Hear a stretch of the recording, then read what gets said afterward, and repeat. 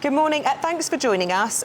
We were just talking a moment ago, I don't know if you could hear Liz Truss's name being mentioned. You'll be aware that there was a big event happening in the capital yesterday, popular conservatism, and lots of things being suggested there that the government ought to do to try and make themselves more popular. And among those blacklisted were environmentalists, supporters of LGBT groups and ethnic minorities, all branded extremists. I wonder if you agree with Liz Truss on those views, or if you agree with Lord Gavin Barwell, former Chief of Staff to Theresa May, that she should lose the Tory whip over those comments. I didn't hear your conversation. I didn't hear Liz Truss yesterday because I was visiting Great Ormond Street Hospital as Health Secretary. I tell you, the single most thing we can do to help entrench our reputation for popular Conservative policies, that's delivering on dentistry, which is why I'm delighted to be out this morning delivering the dentistry recovery plan, because we know this is an issue for people, and we want to deal with it. Yeah, and we will talk about that as an important issue. But I did, the principle, do you believe those who espouse environmentalism are extremists, for example? No, and we have a very proud record as a government on tackling both climate change and ensuring that our carbon emissions are brought down, because we all understand that this is one of the greatest challenges facing humanity over the next century, and we are doing everything we can to ensure that the UK continues to lead the world in cutting, for example, carbon emissions, but we do so in a way that is fair. So the Prime Minister has taken a very long, hard look at this and made some very long-term decisions for our future, and I think we're in the right place on this. Health Secretary, why is NHS dental care so abysmal?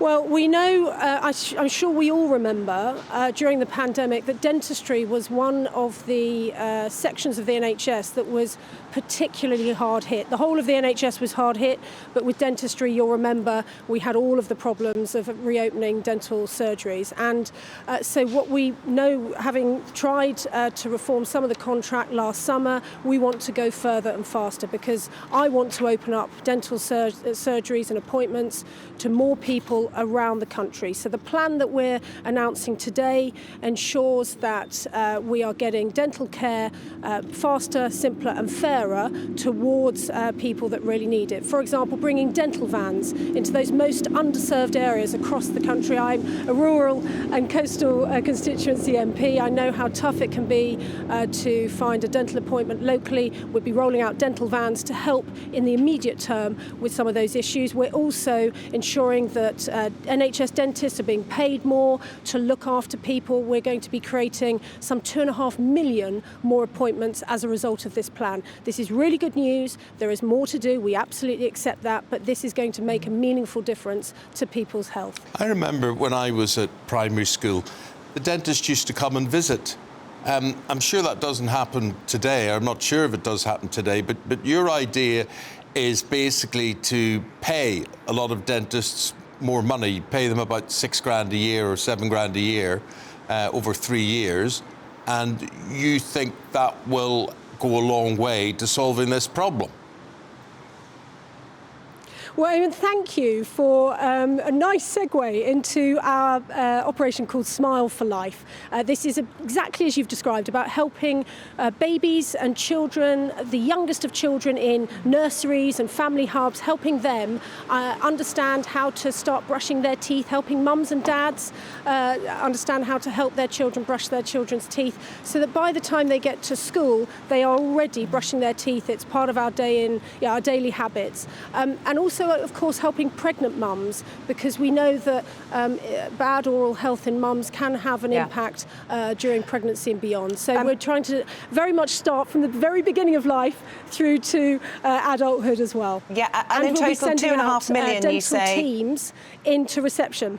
Okay, total 2.5 million additional. We're sending...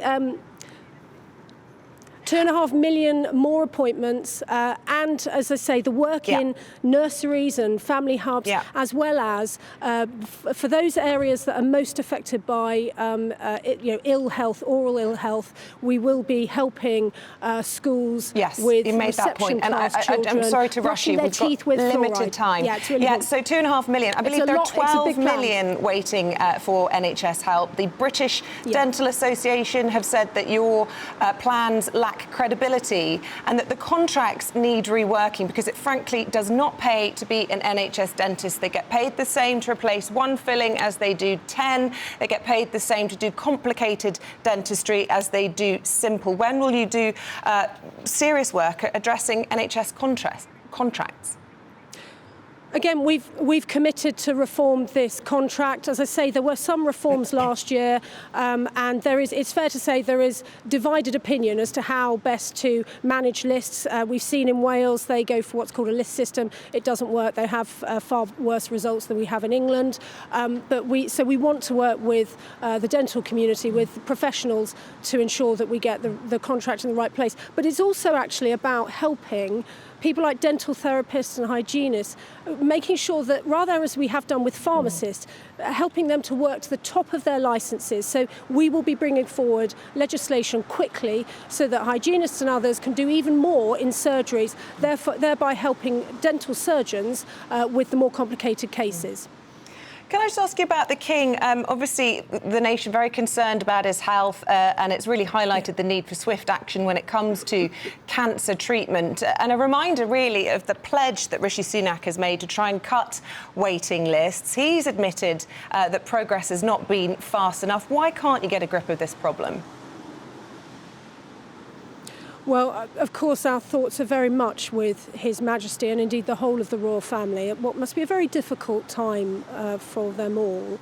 In terms of cancer, we know that we are thankfully diagnosing people at earlier stages. We're seeing more people than ever before. Last year, we saw in just the single month of November, we saw some 12,000 people every single day, working day, for urgent referrals for cancer. Yes, but the waiting list's longer than before Rishi Sunak made that pledge. Than before the pandemic.